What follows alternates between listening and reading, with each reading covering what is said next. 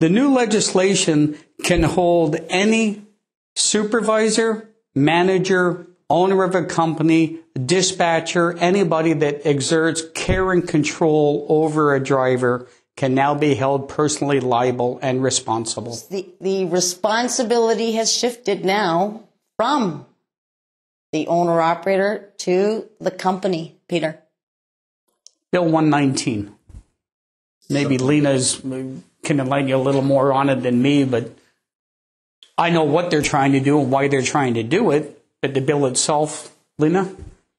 The bill in itself, it was actually directed to the construction industry, but bleeds right into trucking. Mm-hmm. Those two are very high-risk markets, and of course, we have a really hard time getting people disciplined and taking care of their own personal risk management as far as loss of income is concerned, as far as healthcare is concerned. It's a huge impact on the federal government as well and all the provincial healthcare programs, so people don't take the initiative. This is why all those social programs, they're pulling back, they're pulling back, they're pulling back. Once upon a time, people used to take the initiative and address these things, right? And we find that in these high-risk markets, that's what's happening a lot more of, is people are saying, you know what? No, I've got benefits over here. CPP is going to pay. Maybe I could be accountable with welfare. I can collect a benefit there. And it's not going in that direction. So that's what Bill 119 is doing. They're just going after the people with the deeper pockets that do have the capital as well as the responsibility as far as equipment is concerned, as far as their people is concerned. And this again goes back to contracting. Mm-hmm. You need a good quality contract. If you don't have one, let's talk to a lawyer. The contract itself, the owner-operator, 1 truck, 2 trucks, 3 trucks with a carrier, and he thinks he's covered. First of all, human, he thinks he's liable. He's responsible. He's not going to have an accident. That's why it's called an accident. Nobody goes out to cause an accident, hopefully. Mm-hmm. But they happen. More and more cars on the road, bad weather, good weather. Statistics have shown the majority of accidents in transportation happen in July and August. And that's when all of a sudden, well, I wasn't working. Well, yeah, but now you're disabled. How are you going to make an income? I don't know. I didn't take that into account before. Did the company do their due diligence to make sure they've offered everything to that driver? Do they have copies of his policy on file?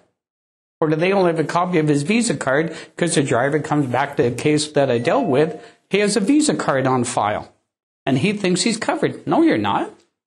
And they get around it by saying, I don't have time to worry about it. We've had this discussion. Back to Bill 119. You have to make the time to know about it and be aware about gosh. it. And it really shocks me, the passive approach. They're looking for the proclamation of it. They're looking to see when it's going to happen. But the thing is, it's happening all around you, and it has been. And I've been representing trucking for the last 14 years, right? 17 actually.